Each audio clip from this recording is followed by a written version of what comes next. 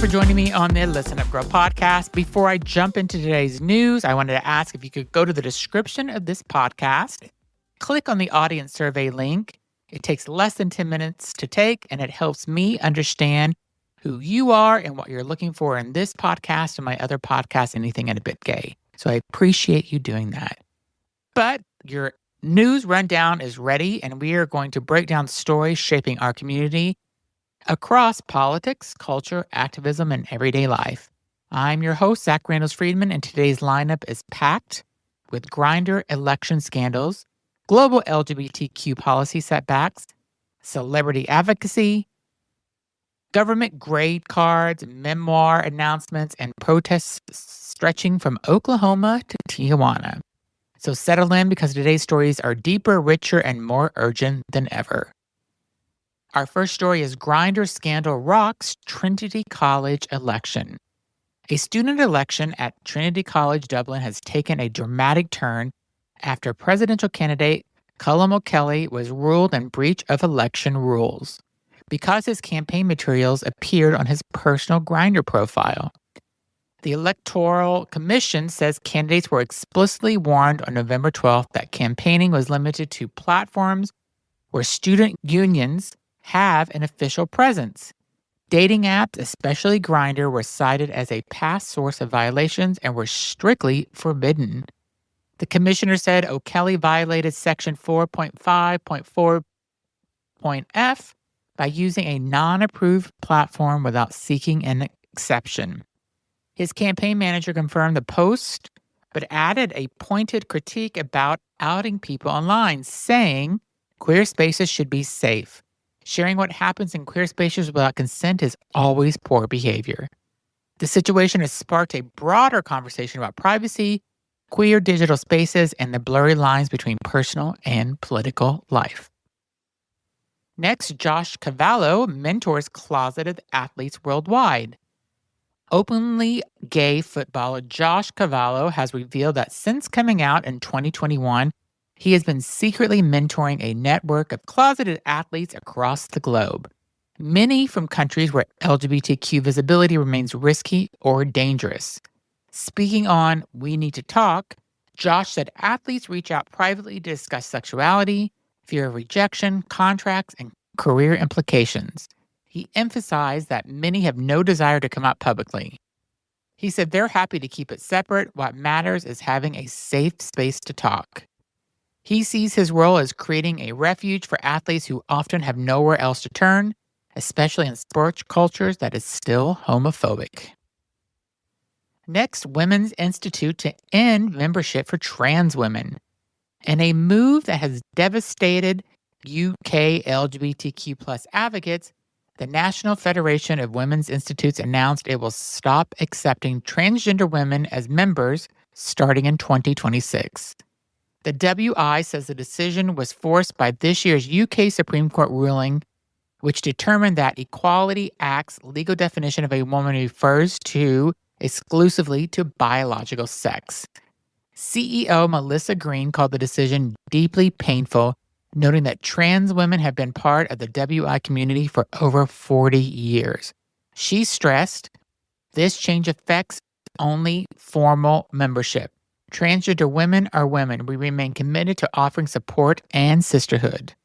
The WI is now exploring alternative avenues to keep trans women connected, but advocates warn this ruling could broader anti-trans restrictions. Next, Girlguiding UK bans all trans girls from youth groups.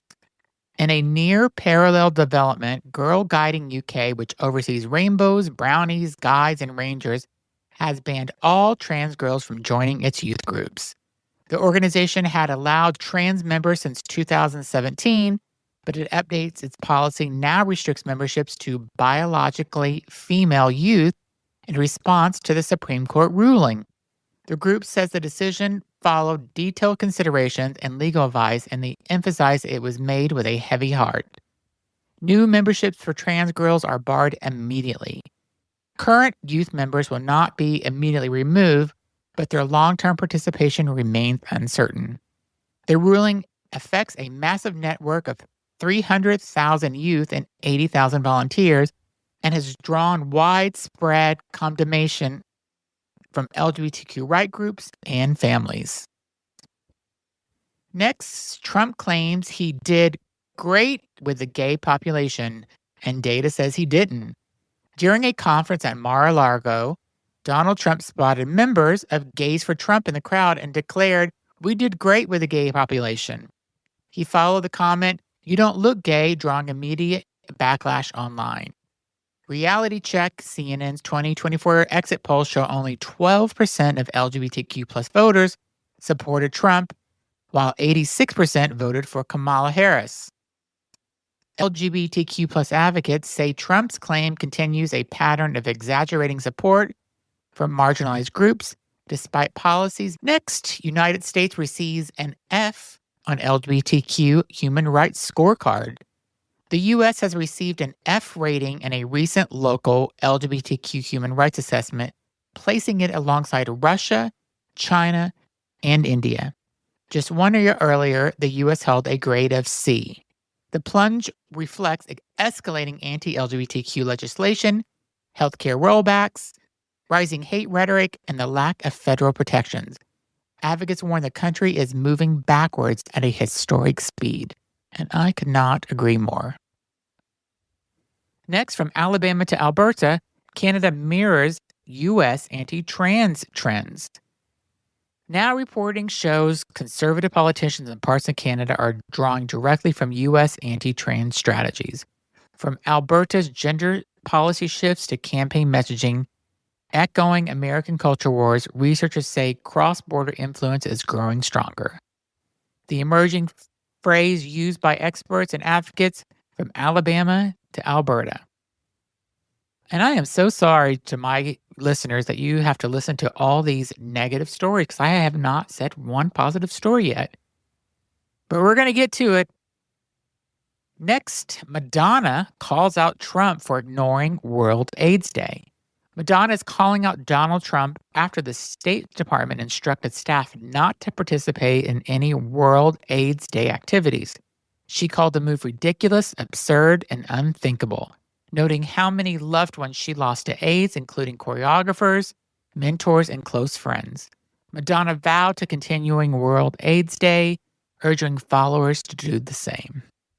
And it's always, she is amazing. Next, Laverne Cox announces her memoir, Transcendent.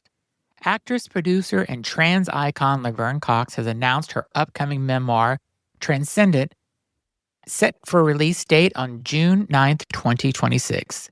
The book chronicles her early life in Alabama, her struggles with identity and stigma, her breakout success on Orange is the New Black, and her evolution into one of the most influential LGBTQ figures of our time. Publishers say it's her most vulnerable and reflective work yet, and I can't wait to see it. Next, Methodist pastor comes out as trans during Sunday worship. In Rochester, New York, Methodist pastor Philippa Fanuv came out as a trans woman before her congregation, delivering a heartfelt message while wearing a rainbow stole. She said, "I'm not becoming a woman, I'm giving up pretending to be a man." Her congregation reportedly responded with overwhelming support. So there you go, there's a positive story. Next, trans teaching assistant investigated after student complains. The University of Oklahoma has placed trans teaching assistant Mel Kurth on administrative leave after a student received no credit for an essay calling trans identities demonic and against the Bible. The student, Samantha Volnecki, filed a religious discrimination complaint. University officials say they must investigate the claim, insisting they remain committed to both fairness and the right to express sincere religious beliefs. LGBTQ advocates argue the issue reflects rising pressure on trans educators. Next, Senator Ruben Gallego tweaks mock Democrats' looks. Leaked tweets from the senator show him mocking the appearance and gender expression of Democratic colleagues, including Representative Rosa DeLauro, referencing a meme that compared her to erectile dysfunction. The senator is facing criticism for reinforcing sexist and ageist stereotypes, especially harmful coming from within his own party. Is he 12 years old? Is he a 12-year-old boy making those comments? Be a man. You are a senator representing the United States. How embarrassing. Next, Rachel Maddow launches Burn Notice podcast on WWII internment camps. Lesbian journalist Rachel Maddow has launched Burn Notice, an investigative history podcast exploring the forced internment of Japanese American during World War II. Maddow says that she has driven to tell the story because of striking parallels with present-day immigration raids and detentions under the Trump administration. She told Time magazine, "This is too close to what's happening and too powerful to ignore." Next, HIV-positive men kiss in at the U.S.-Mexico border. In Tijuana, HIV-positive men and LGBTQ activists marked World AIDS Day with a kiss-in protest directly in front of Donald Trump's border. Organized by Impact Global, the demonstration highlighted the Trump administration's diminished commitment to global HIV relief and its harsh stance on immigration. Participants described the event as both a protest and a radical act of queer love. Next, Idaho bar offers free beer for helping ICE deport people.